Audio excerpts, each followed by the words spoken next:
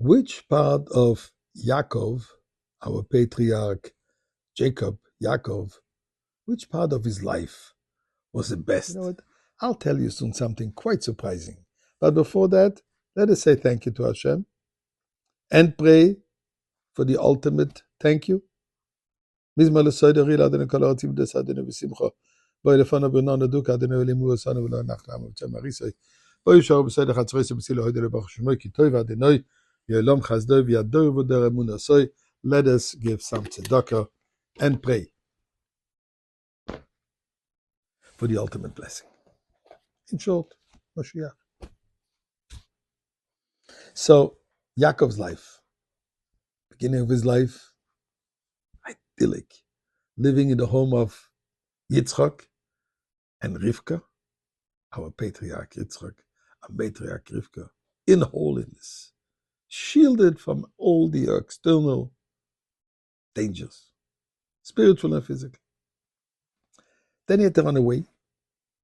He is in the yeshiva, Bashem ve'eva.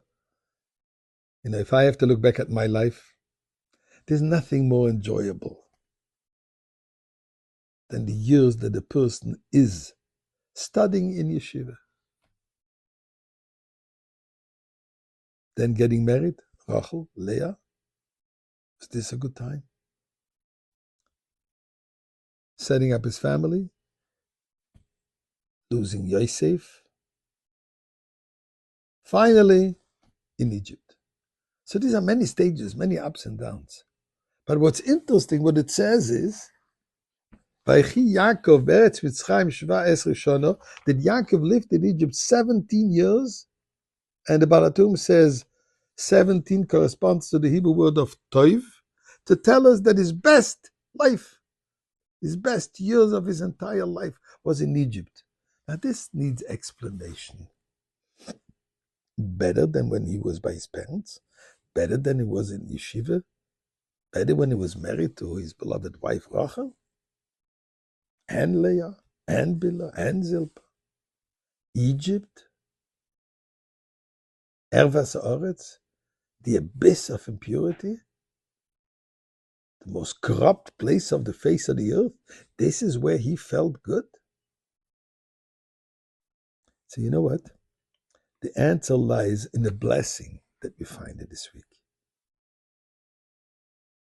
Just before his passing, he blessed everybody. But prior to blessing his own children, his grandchildren came, Yosef's children, Ephraim and Menashe. And Yaakov says these words.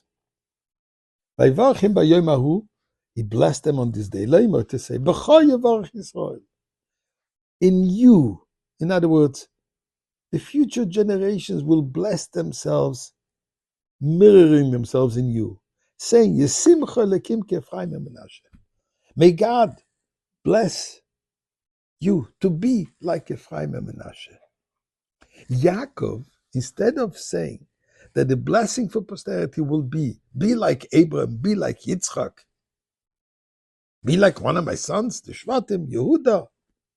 No, be like my grandchildren. And in fact, this is the common blessing when we bless our children, whenever it is, some Friday night, some Yom Kippur, whatever it is. We always say, Yisimcha lekim k'Ephraim and Menashe.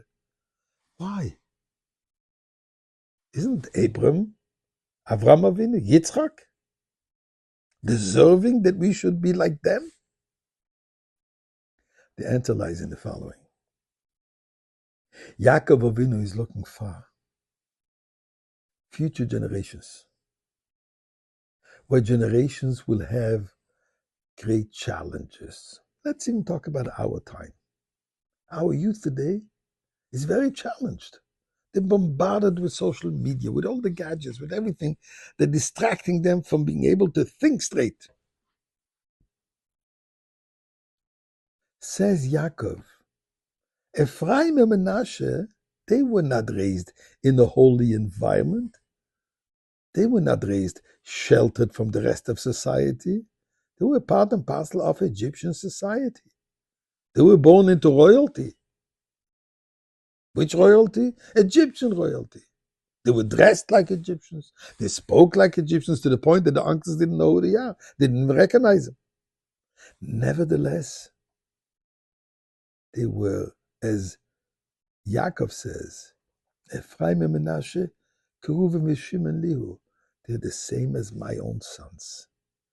Although raised in an adverse environment, they turned out to be great tzaddikim, righteous people. And that's what Yaakov is saying to us. Even if you have challenges, you can still do it. And that's the blessing. And that's why this was his best time of his life, seeing Ephraim and Menashe.